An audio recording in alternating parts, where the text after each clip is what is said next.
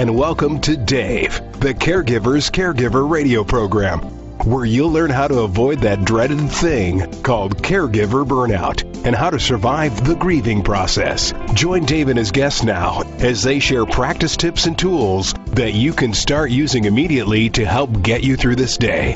Now, here's your caregiver host, Dave Nassaney.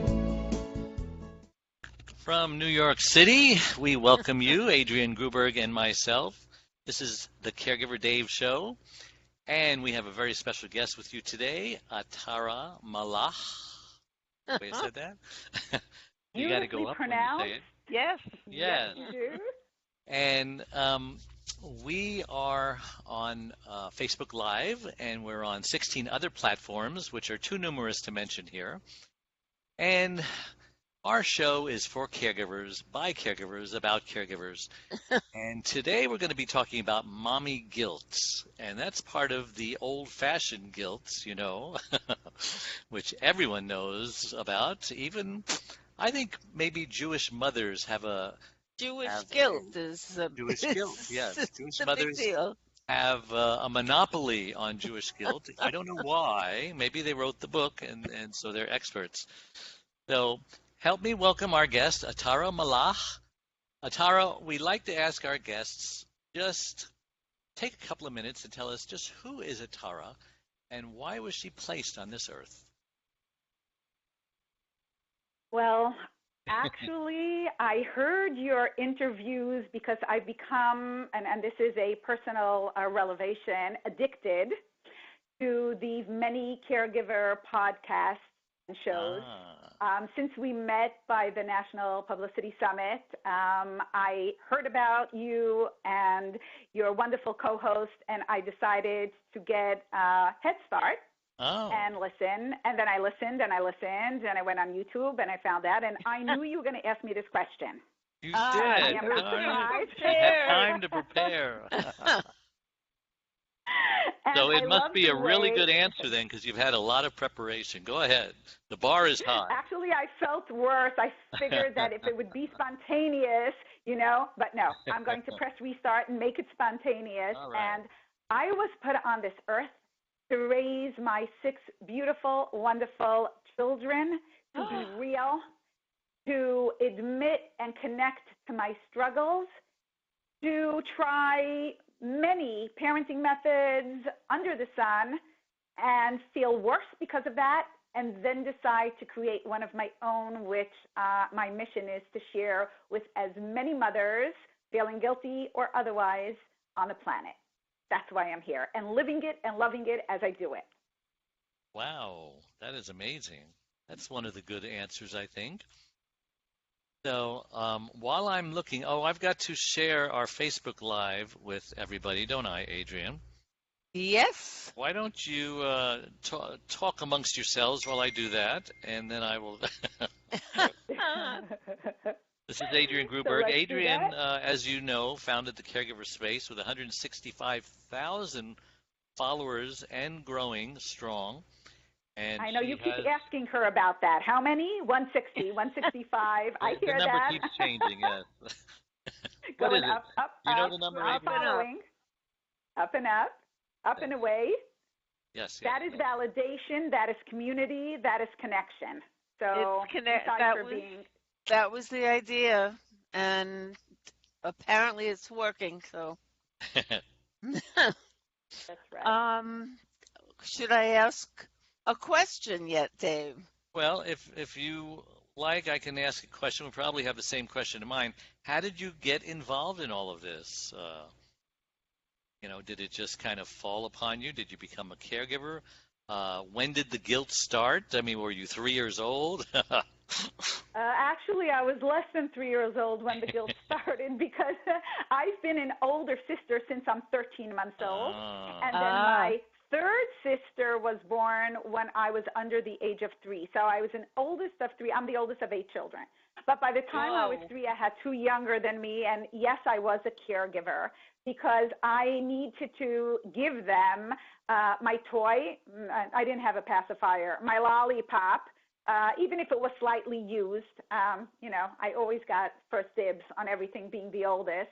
But as far back as I remember myself, I was with siblings in tow, taking care, worrying, being sort of a substitute mom, or what psychology calls today a parental child.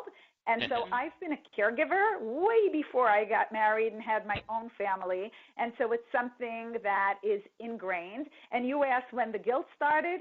I think somehow they are intertwined, because if I wanted to ignore my squabbling siblings, or I wanted to go play with a friend and leave them behind, for heaven's sakes, I felt very guilty.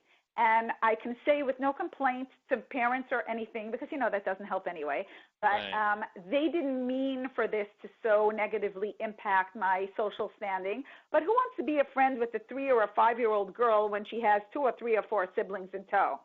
Mm-hmm. Let me tell you, not many people. So I felt guilty wanting to be on my own and leave them home and just be, or play jump rope, or play ball. So you asked the question. I'm not sure you expected this answer, but I've been a caregiver feeling guilty almost forever. Wow. So you could call me very experienced, You almost never had a childhood because you were taking care of siblings. You were a mother at the age of 3 or something, right? Yep, that's it. So what is that like? What did you miss out in life? What scars are you carrying in this life as a result of not having a childhood? And how does that carry forward into how you raise your children? Well, talking about scars, I don't think I have scars. If anything, I think I have springboards, because I knew I do. I love my family. I still have my parents, and I relish every hour we spend together. And I'm going to answer how it changed how I raised my children, but I don't feel I had scars. I'm actually enjoying my childhood now, which is much better. You're living in childhood for your children? Oh, yes. I raised them. I married them all off, and now I am having a wonderful time doing stuff that I love, having much more money to spend than I would have at the age of 8, even though I had a lemonade stand. I was always working. I was a working caregiver.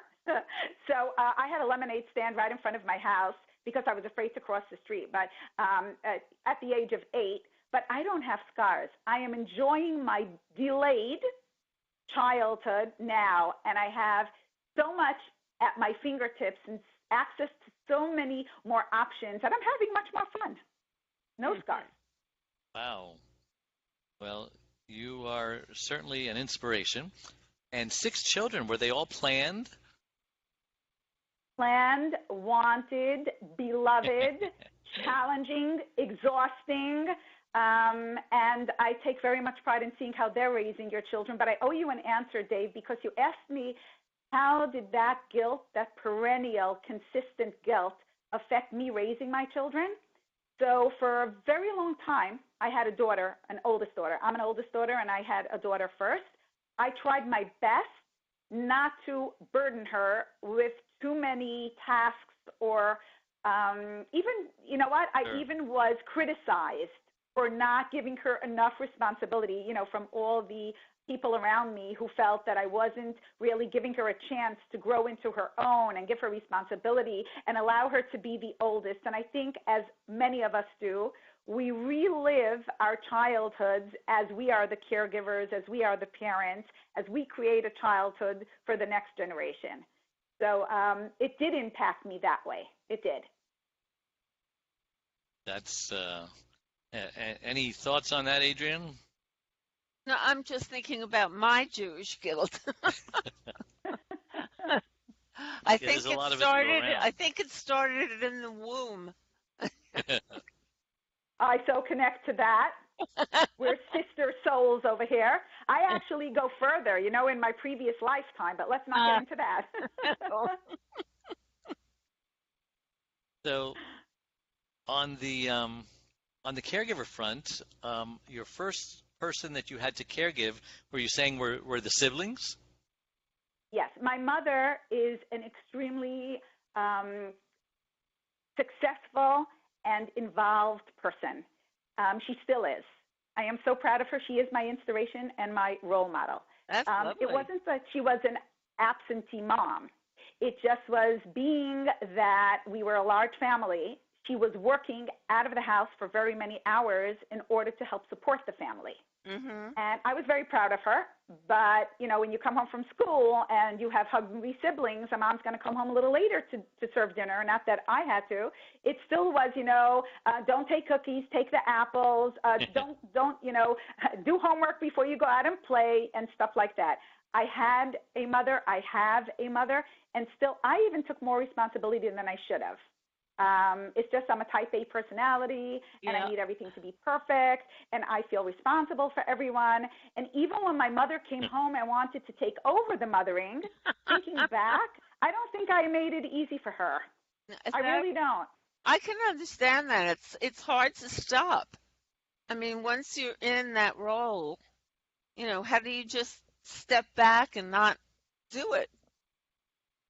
You know, that is what I thought of when I was watching many of your morning show interviews and your interviews with other guests. And this is what I thought to myself, Dave and Adrienne.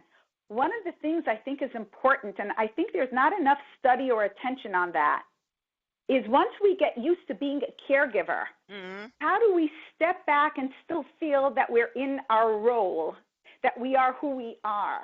Like we step in and out of our roles, and it's the transition is not always so easy and so simple. I wish there was like a formula or something we can practice, you know, like how you take an umbrella and then take it off, you know, put it down when you don't need it, or put on a rain slicker and then take it off. The responsibility, the caring, the concern, the constant vigilance, that's not easy to put aside. I'd love to hear from you how it's done, because that is something that, you know, still concerns mommy and mommy guilt, caretaking our own children, special needs children, our elderly parents, I think very much so. Well, you bring up a very interesting question, one that I've never thought about before. But it's very interesting, Adrienne, because she deals with a lot of people who are no longer caregivers, and they have had the role so ingrained in them that they just never got in and out. They just got in, and they stayed in, and they were a caregiver morning, noon, and night, and they never had a life, and that's the problem. So what you described may be challenging, but it's healthy, because what's the alternative? It's just wearing that caregiver brand on you forever. And then when you're no longer a caregiver, now you're really messed up because you don't know what to do. So first of all, congratulations on being able to step in and out, on being able to open the umbrella and close the umbrella, because if you didn't, you'd be in worse shape than you are now. So, she's not in bad shape. No, she's not. So based on what I just said, Adrienne, what advice can you give her for opening and closing the umbrella with ease? Well, it's very interesting. I never felt that I lost myself when I was caregiving. It really was second nature. So I didn't really step in, and I didn't feel I was stepping in and out of it. But my husband's been dead now for 8 years, and I can be online at the supermarket and say, oh, I forgot the chocolate chip cookies, you know, and that's because I used to pick up the chocolate chip cookies for him every time I went shopping. It's still there, but it's not like I have to step in and out of it. It's just but your loved one is gone. My loved one is gone. We're talking about while you're in the midst of it. No, I said while I was in the midst of it, it was just natural. It was second nature. Oh, It's not even second nature, first nature. So tell us what the struggles are that you're experiencing, stepping in and out of it, Atara, specifically. Okay. Give me a specific example, for example. Okay. So, you know, we all know about empty nest syndrome. Yes. Right? That is what happens when the children leave home. I'm not talking about, you know, for a short amount of time. Right. For to leave home, and then what happens to you as a mother, as a parent, as you know, with your identity. And connecting to what you said, both of you, we can then make our own study and feel that those who find it easier, and I'll give an example soon, of making the transition between I am a caregiver right now, and that's my essence, and that's who I am, and that's what I focus on, and that's what takes my thought and my prayers and my hopes and my wishes, to I get up in the morning and actually, no one's here who really needs me today, right now, in this home, at this moment. I think those that feel very comfortable being who they are, no matter where they are, whether they're in an active caregiver role, and I created this on my own, Dave. I decided about active, and I don't want to use the word passive. Maybe you'll help me with another word, but active and not so active. Then we don't get all flummoxed and upset and when we are with our own interests, our friends, or anything like that. Yeah. What's the difference between caring for your siblings, for example, and caring for your loved ones? What is similar and what is dissimilar about that experience? Well, I divided it into three, caring for my siblings, my children, and my parents, right? Or, those, who really need more, the elderly, or those that in need of more physical, technical help. And I really, really feel like this. For my siblings, it was something where I did not feel that I had to impart all the values in the world to get them to become the children, the human beings that I would be proud of forever raising. I didn't feel that they reflected, their success reflected on me as I do with my own children. With my children, I felt that it was so important for me to impart the values. And yeah, I have to admit that a lot of it was, how will I be seen through my children? How will they judge me, or those who know my children, as a mom, as a parent? With my parents, there's a lot of thankfulness and gratitude that I want to repay them for giving me everything they gave me, which is life and love, and allowing me to become who I am. So I felt less gratitude with my siblings, more responsibility with my children, and I felt and I feel tremendous gratitude with my parents. I think you're very lucky. That's a good answer. You got it together more than you think. I mean, my parents were not both that way, but my mother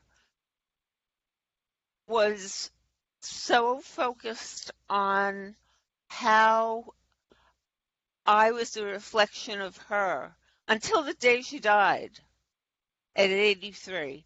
I think from very early in my life, birth probably, I was the mirror that she saw. And when I didn't look like her, and when I didn't want the things that she wanted, it really pissed her off. She sort of didn't know what to do, because I was the reflection on her. And I have a brother who got the same treatment. My mother felt that that's what it was all about. And Alfie. we were there to affirm her. And that was tough. Oh, yeah. Listen, we're going to take a break. We are talking with Atara Malach, Adrienne Gruberg, and I'm Caregiver Dave. And we'll be right back, so don't go away. One Arm, One Leg, 100 Words, Overcoming Unbelievable Hardships is about Charlene, a stroke survivor. Back in 1996, Charlene was a healthy, normal, very active 52-year-old woman whose amazing talents resemble that of both a Martha Stewart and a Wonder Woman. But all that changed when she suffered a massive stroke that left her severely speech impaired and paralyzed on the right side. Everyone who knows Charlene is thoroughly amazed at how she lives day by day, month by month, year by year, and with a smile on her face and hope in her heart that everything is going to be okay. Just hear what best-selling author Lynn Barrington has to say about it. If you think you have it bad, read this book. This is a beautiful, genuine story told from the heart. It's inspiring and easy to read. When you finish this book, you'll be able to look at your concerns in a new light. One arm, one leg, 100 words, overcoming unbelievable hardships. Available everywhere. There you are. Sorry about that. And we're back with Adrienne Gruberg and Atara Malach. I like saying that. Lovely to say. It's lovely to say. Let's talk about your book, because that's your latest project, right? How long has that book been out? The book has been out for just a month now. It was published in April. It's called The Working Mother's GPS, and GPS stands for Guidelines to Parenting Success. And the reason I use GPS is because I use the road analogy. And I like things that are simple and clear and universal. I think it saves time and it gets everybody on board. And I think you would agree with me that one of the beautiful things about caregiving is not only that we contribute, but what would also be helpful is if we have the cooperation and the understanding of those around us. We spoke about, Adrienne, community and connection. And the traffic light, it's built on the traffic light colors, the red, the green, and the yellow. And that is something that I think anyone in Tokyo, Paris, or New York recognizes. I use it as green, love, go, red, authority, no, and yellow, trust, flow. And as I was thinking about our conversation and, preparing for it, I thought that even, you say that selfish is not, a bad word. No. Yellow is very much into self-care and going a little bit slower and taking the oxygen for yourself so that you can be what you need to be for those around you. I like that. And you also said that you have to know how to say no. Well, that's using the red, knowing when and how and why we say no. And green, it's just letting the love and the, validation and the connection and the communication flow. So that's what a Working Mother's GPS is based on. And you talk about mommy guilt in that. So expand on mommy guilt. Why is mommy guilt different from regular guilt? Well, first of all, what is regular guilt? Maybe if you tell me what regular guilt is, I'll show you how mommy guilt is. Well, I have a whole theory on guilt, okay? I put it in two categories. There is deserved guilt and undeserved guilt. Now, whatever the cause of the guilt, we have to ask ourselves, be the traffic cop and say, okay, I'm feeling guilty. Why am I feeling guilty? Do I deserve this guilt? Now, sometimes you can't trust your own opinion. You need to ask the opinion of a loved one or someone who you trust, and you say, hey, so-and-so is making me feel guilty about such and such. Do I deserve this, or are they just being unreasonable? And therefore you get a second opinion, right? We do that with doctors. Why not do it with guilt? All the time. So right? If we decide that the guilt is undeserved, then all we have to do is get rid of it. Throw it away like it was a disposable diaper. Poof. If it is deserved guilt, we have to throw it away also. But before we throw it away, we have to do a few things. We have to repent or say we're sorry or turn ourselves into the police or pay restitution. Do whatever it takes to fix it, to make it right. And that doesn't necessarily mean that the other party will forgive us, but we've done our part. We've asked for forgiveness. Yes. And then you get rid of the guilt. And they may still try to put it on us, but you just let it roll off your back like water on a duck. That's my philosophy of guilt. Feeling responsible that you did something wrong and that you deserve to be punished forever and ever. And the interesting thing about that is sometimes you actually know you're doing the wrong thing when you go into it. Right. And then you have to live with it, recognize it, and make amends when when you realize, I shouldn't have Yeah. done that. Premeditated guilt. Yeah, You almost felt guilty before you did it. exactly. You have, you even can feel guilty for not feeling guilty. Yeah. Yep. Oh my gosh, how did I just enjoy that and not think about them twice and not rush home, and then you feel guilty that you didn't feel guilty. Oh no. Yeah. Or the guilt of a decadent dessert, whatever. Exactly. So now tell us about mommy guilt. How's that different? Okay, so it's more similar than it is different. Yes, because mommy guilt, I find let's put it like this. My book was based on my program, which I created, my parenting program, and I got feedback from the thousands of moms who over the past 3 decades have taken part in this program, and I decided to just put it in a book and share it with those who can't know me personally and don't have time, or in their different part of the globe. And I'd love for them to take advantage of the road bumps and the speed tactics and the colors, which are so easy to implement and transform their relationships with their children, and even their relationships at work. But what I have found with my connection, whether it's personal coaching or the groups, because I'm a therapist in private practice, is that I can divide mommy guilt into 3 prevalent groups or categories.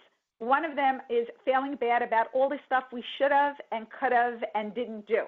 And I suppose caregivers can think the same, right? Or similar. Why didn't I spend enough time? Why didn't I, cook a different meal? Why didn't I play this game with them? Why didn't I tell them I love them when I had the chance? Why? About past stuff that is over, not so done, that I feel guilty about. The next kind of guilt is I feel guilty how I prefer to spend my time now. So if a mother or / caregiver feels guilty about enjoying being at work more, or doing something social, or taking time for herself, or spending time with a partner, I feel guilty that I enjoy doing these things, or just reading a book or taking a walk on the beach. I feel guilty doing this instead of being on duty, whether it's as a mom or as a caregiver. And the third kind of guilt is, and this is more to moms, we feel guilty that we don't have the best kind of parenting skills or housework skills. The laundry isn't done. I didn't get her the right size shoes. She's walking around with sandals and it's winter already. It's McNuggets again. I didn't cook a nutritious meal from scratch. So those are the 3 prevalent categories of mommy guilt. And I wonder how, and if either of you, both of you, connect to the caregiving guilt to these 3 categories. Absolutely. Yeah. I mean, a caregiver is like a mother, kind of. There's okay, the shoulda, woulda, coulda, right? Is,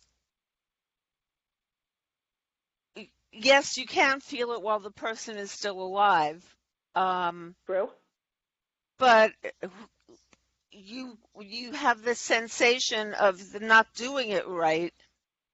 So much. I could have done this. I should have done that. I'm not equipped. Why didn't I do more research? There's so many things. I should have made a medication chart, a long time ago. Why did I wait so long? And preferring now to then. I mean, I knew my husband was terminal from the day he was diagnosed. He lived 6 years after he was diagnosed, but I knew that the cancer was going to kill him. And you feel guilty for thinking about what your life is going to be like after. Planning. I'll be able to travel. I'll be able to see my friends more. I'll be able to do this. I'll be able to do that. And that brings about a lot of guilt. And there are so many caregivers who feel guilty about thinking about their future. Or even after the caregiver has lost their loved one, and now, maybe it was a spousal caregiver, and now they're thinking about another romantic relationship. Yeah. Well, I did it. Did you feel guilty about it? You didn't No. just think about it. You did it. I mean, Okay. I knew my husband wanted me to have a life after, and He even gave you a list, right? he gave me 3 people that I couldn't date. He gave you a short list? He gave me a list of 3 people that we knew who he knew fancied me, and I was not to have anything to do with them, but I waited until it felt right, and I didn't feel guilty when I did it. There was a reasonable amount of time, and I started to feel it was time to build that new life. I mean, I was building the new life with the Caregiver Space, but as far as a romantic relationship and not feeling guilty about it, I felt that I did it the right way. And I encourage people to do it, and some people can and some people can't. Some people Right. find it more difficult. Correct. You, But Dave, you asked me the connection between my book and mommy guilt. So the 3 colors, what I know there, you explained to me and to our audience deserved and undeserved guilt. Mm-hmm. I actually ask myself 2 questions when I feel mommy guilt, and that is, what is this guilt teaching me, shining a light upon about myself and my relationship with my children? Question number 1. And the second question is, what can I do about it, if at all? So if I'm feeling guilty about not spending enough time, I can use the green skills and say, you know what, I want to create a loving memory. And I have, everything listed on how to do it and what to do. If I am feeling that guilty that I don't have enough parenting skills, and I scream too much instead of gaining cooperation, or I let them go to sleep without brushing their teeth because I just can't discipline them, then I have the red skills where I learn how to give choices that are, acceptable to me, etc. And so each kind of guilt you can choose from the menu of the skills and the tactics and the suggestions what you can or want to do. I really liken it to a cup of coffee. I like coffee. And I say that coffee has the hot water, the coffee, whether it's decaf or not, and the creamer, if you use whichever kind, and the sweetener, whatever kind you use. But you are the one that decides how much hot water, how strong the coffee, how much creamer, if at all, and what sweetener. This is the same thing. I give the moms all the skills and the 3 colors, and then I empower them. I say, don't deny your guilt. Don't ignore it. Don't spend unnecessary battery power, internal battery power, trying to get rid of it. Ask yourself, what is this showing me? Where is this shining a light? And then ask yourself in the menu what you want to or can do about it. And then, you know what they say with Nike, just do it. Just do it. That's all. Yeah. Just do it. I really like the aspect of, what is this guilt teaching me? Yeah. What am I learning? What lesson, Exactly. can I take away? Life always Very teaches good. us lessons. I think you're a good therapist, Atara. You know what? And a good mom, Thank you too. very much. But this came and comes from struggling a lot and failing a lot, because the first 20 years of my practice in my profession, I tried to help moms ignore the mommy guilt or justify it away, or, just say, we don't have to feel guilty. And then I told myself, we are exhausted by doing that. And, it's like pain. Somebody once told me that her biggest fear is finding out that she's stage, I don't know what, diagnosed, and she never felt the pain. And had she felt the pain, she might have been able to do something before. Right. And that was a moment, an aha moment. And I said, what have I been doing? I have been trying to get rid of the pain of mommy guilt instead of utilizing it and using it to make my life better and the relationship with my children better. Wow. So what would you say caregiving, how did it change you? because you've changed, obviously. You've learned, you've grown. How Mm-hmm. did caregiving make you grow? It's really a question that's a trick question because I can't imagine myself not being a caregiver. As I said, from the age of 11 months, I was the older sister already. Right. So if I would have to fantasize if I had to imagine what I would be like never having the responsibility and the opportunity to be a consistent caregiver to my siblings, my children, and my parents, I think I would have had less facets, less depth, less true enjoyment. You wrote in your book how you can tell the difference between a counterfeit $100 bill or money or not. Right. That you have to first really investigate the true and the real. Correct? Yeah. Study the genuine article. The genuine article. Thank you for that. I feel that my life story being the way it is, me being catapulted into a consistent caregiver has added dimension and meaning to my life, that if I had to live my life all over again and press restart, I wouldn't have it any other way. Mm-hmm. And I think you hear the conviction in my voice. Yeah. Well, you're a Like great... I was saying, it's all about where you end up and liking where you are and realizing how much you've learned and taken away from it.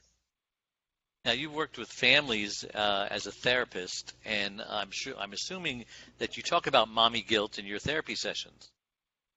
We do. Over and over. So you've probably heard a million mommy guilt stories.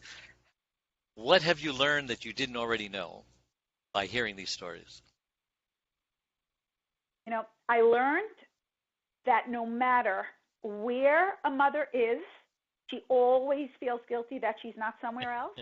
And no matter what she does, that's funny. I'm serious, and I'll tell you what that taught me. Yeah. And no matter what she does, she never feels that it's enough. And if she does, her children will never let her bask in that glory because they'll point out where it wasn't enough.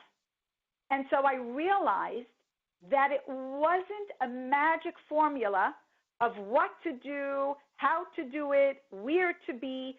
It wasn't just an equation or a formula that you can tick off the boxes and then mommy guilt wouldn't be there. Nothing could change that or fill that besides for a change of mindset. And as I said, I took it from two places. So that is what I learned, that no matter what happens, mothers will feel guilty. And I told myself, if this is so pervasive, there must be a reason. I believe on this world that everything that we have and everything that we experience and everything we go through has a reason. Nothing is by coincidence and nothing is for nothing. And I kept telling myself, if the mother is 50 or 25, if she has 8 children or 1 child, if she has all the help and all the resources in the world, or she's living in her car, and if every single one, and if she's a professional, she's stay-at-home mom, if there's a blended family, a single mom, they all feel guilty. That means there is a reason we feel guilty, and we have been ignoring it, misunderstanding it, neglecting it, and underutilizing it. Wow. I think I grew up feeling that I was never doing it right. There was so much criticism. I was learning. I mean, I can see the results in my life now. Right. But it was not easy. And I felt guilty as a kid that she wanted me to feel guilty because she wanted me to keep trying to please her. But I learned from that. So you can be on the receiving end of the guilt rather than just her mommy guilt. She sort of transferred it all to me, So she transmitted it. Yes. Okay. Is there such a thing as daddy guilt? Dave, do you want to chime in, or are you asking me from my experience with family? Let us take a break first, and then we'll come back to daddy guilt, because I've got my own theories of that. So we'll be right back. Don't go away. We are a community of caregivers that understands and supports you wherever you are in your journey. We are a place to connect with other caregivers, but more importantly, a place to get practical, actionable help. There are lots of ways for you to get support. First of all, you can download our welcome pack. This will get you started on your Thrive journey. Next, you can ask and get answers to your questions by posting them here in our private Facebook groups. You can also get live online support by attending one of our live weekly Connect webinars. You can get practical, actionable advice by listening to our weekly podcast. You can hear and read other stories about other caregivers' experiences. Plus, add your own in our weekly Share Your Story forum, posted every Tuesday in the Facebook group. You can access essential resources and download practical Thrive Solutions packs, all of which are geared to help you thrive as a caregiver. You get lifetime access to all of our resources. Again, we're here to support you and help you thrive and to enjoy your life as a caregiver. And remember, this is a place to get hope, not just cope. And we're back with Adrienne Gruberg and Atara Malach. And I'm Caregiver Dave. I think a question was asked before our break about daddy guilt. I was going to say something when you guys were talking about mommy guilt, because I am a daddy, of course, a daddy of adult children. But somehow, Adrienne and Atara, I don't think men are capable of feeling the guilt that perhaps they should feel. And I wonder why that is. I mean, obviously men are built differently than women. I mean, you listen to some people today, they will insist that there's no difference between a man and a woman. Well, I'm sorry, there is. Women can bear children. Well, you know, now there are some people claiming that men can bear children too. So, I mean, Yeah. where does the insanity stop? Anyway,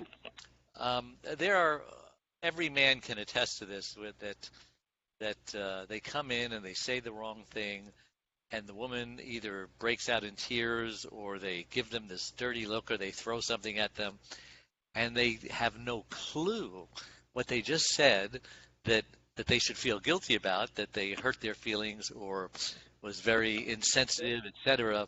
So there must be some disconnect between the left side of the brain and the right side of the brain.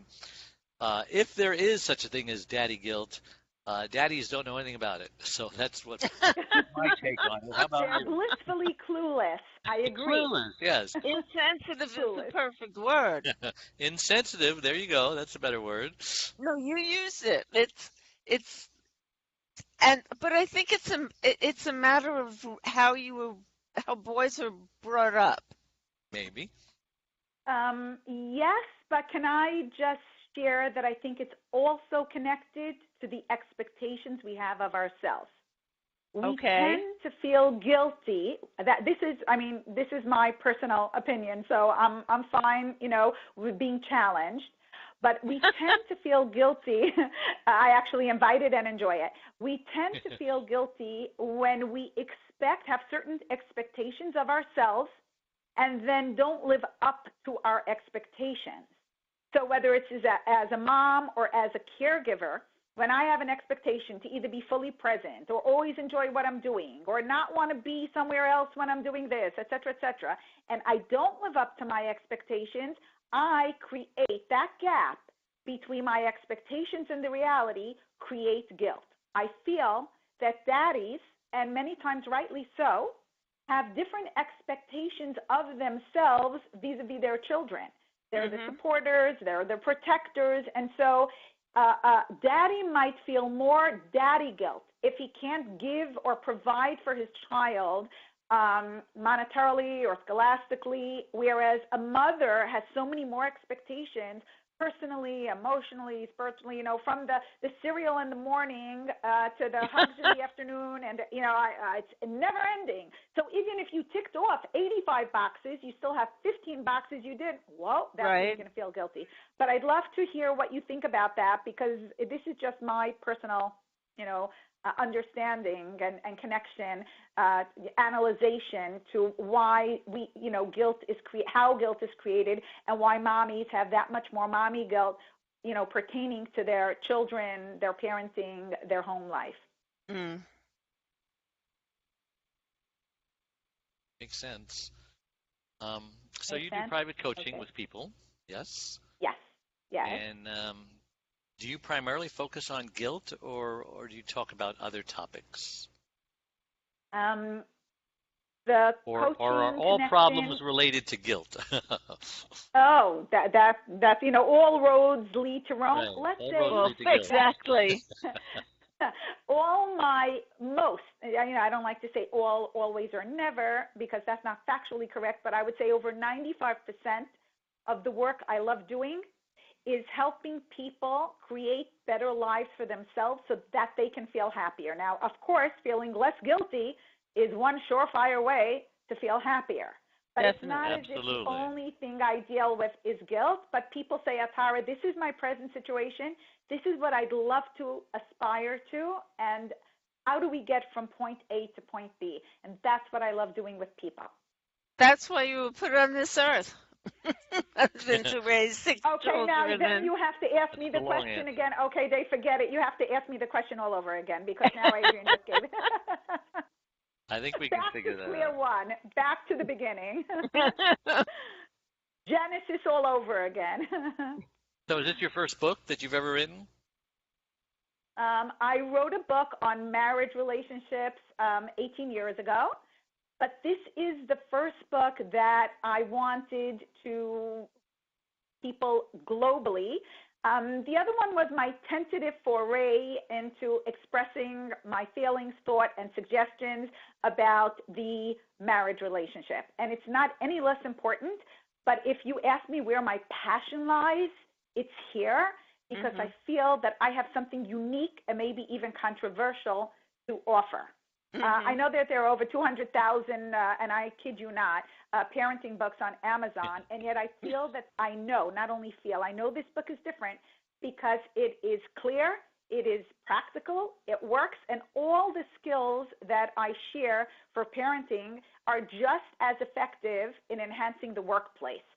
Part of the dichotomy is, the umbrella, the opening and the closing of the umbrella. Who am I when I'm in my caretaking / mothering mode, mother apron, and when I go out with my stilettos to the corner office, right? I'm, just using an analogy. And here I find that instead of feeling the dichotomy and constantly being torn, I wanted to create a method that when you practice at work, you're more proficient at home in the same exact skills and interactions. And when you get the hang of it and implement it at home, you're much more efficient and capable and confident and competent when you get back to work after the weekend. And so this harmony of wherever I am, I'm becoming better and I'm adding and contributing and growing is something, it's my mission. And so, yes, I wrote a previous book, but this one is my pride and joy. Well, here's a hypothesis for you. Perhaps you've always felt passionate about the guilt aspect of it, because if you started out, as a marriage counselor or a marriage therapist, certainly there are lots of things that husband and wife, have issues with guilt, and then you started talking about parenting, and the guilt has moved on to parenting, and now you're just talking about the root, like we were talking before. All roads lead to guilt. Is that fair to say? I'm connecting to that because maybe I felt that by the time the couple is entrenched in their difficulty and hurt and hopelessness, it leaves me as their therapist feeling sometimes just as helpless. And if I can start with the younger generation, empowering them, clarifying for them, loving them, raising them in a different, healthier atmosphere, I suppose, hopefully, that the result will be that they create relationships and families that are based on so much more joy and health. What do you say to that? I like it. So do I. I've got a question. In the marriage counseling aspect, or even in the just any therapy, do you feel guilt if you don't feel like you're the person you're helping is making progress? Oh, constantly. And that again, remember what? It's not even a question. It's a given. Even if it's their fault, 100%. Right.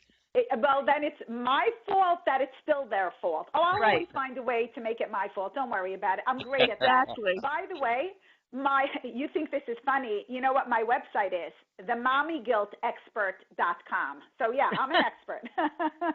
And when the kid... And, I was so surprised. Yeah, I'm serious. Go to www.themommyguiltexpert.com, and there I am.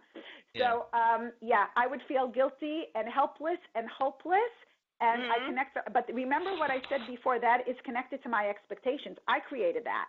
Yeah. Because I expected myself, from myself, to do different and be better. And as I evolved with the years and getting the supervision and more academic, studies as years go on, I realized that was taking away the power from my clients, that the answers and the direction and the inspiration can't and shouldn't be from any therapist. It shouldn't be outside the person or the relationship. We should be able to help them connect to it inside themselves and create it within the relationship. So now, as an experienced, evolved therapist, it's very different. So it's not so much of a given? Don't worry, it's still there. Maybe that's gonna, I'm being honest, I'm being vulnerable, and that maybe will get me to my next book. Because remember what I said, I use mommy guilt to make things better. I use mommy guilt to make things different. And today, when I feel therapist guilt, I ask myself, what is this teaching me about myself? Isn't that great? Yeah, we're running out of time, so I just have two last questions. The first one is, as a parent, I've experienced this myself, because when a kid doesn't turn out the way that you would want them to turn out, and I don't mean, that they're really bad, or let's say, you wanted them to be happily married for 50 years and, maybe they're going through their second divorce, or, maybe one of the grandkids end up in jail or using drugs. Somehow I feel like I could have done more to prevent that. And that's kind of what we're talking about. It's like I must be responsible somehow, some way. Somehow. Is that typical and common? Even more so for a woman, because here we're talking about daddy guilt, and I'm feeling some of it. But that's a rare thing. Right. And if you want to take if you want my take on it, I still will focus on what this teaches me. And what this teaches me is, whether it's an adult child or a grandchild, that shows me I still care.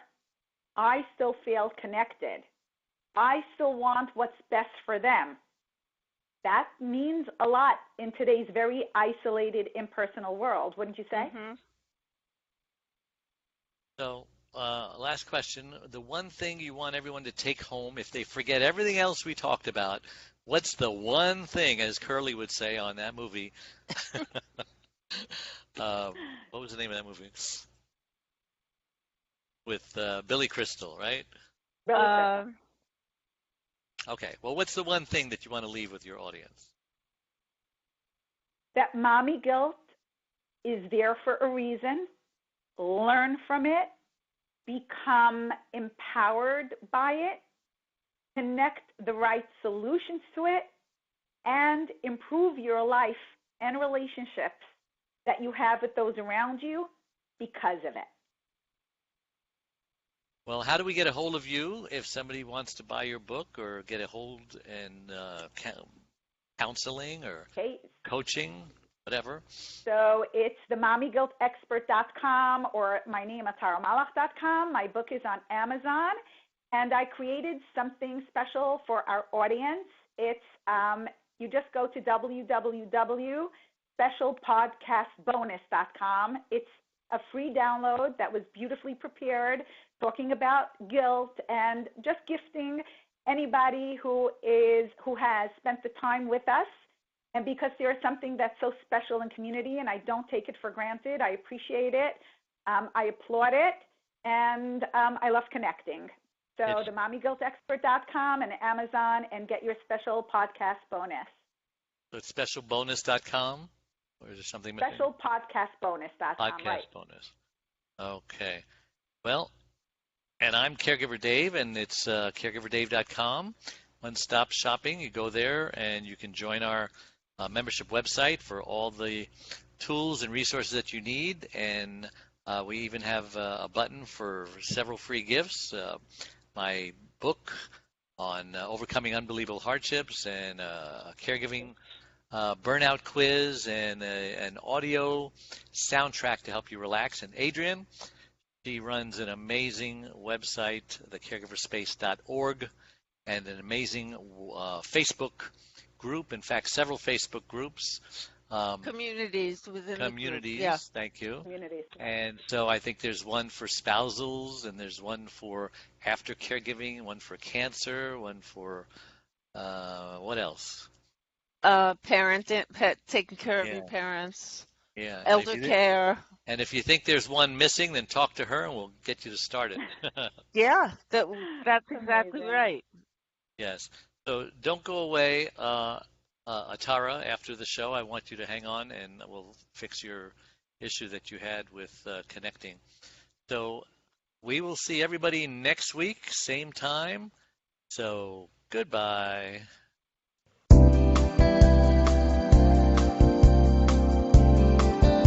Thank you for listening to the Caregivers Caregiver radio program with Dave Nassaney.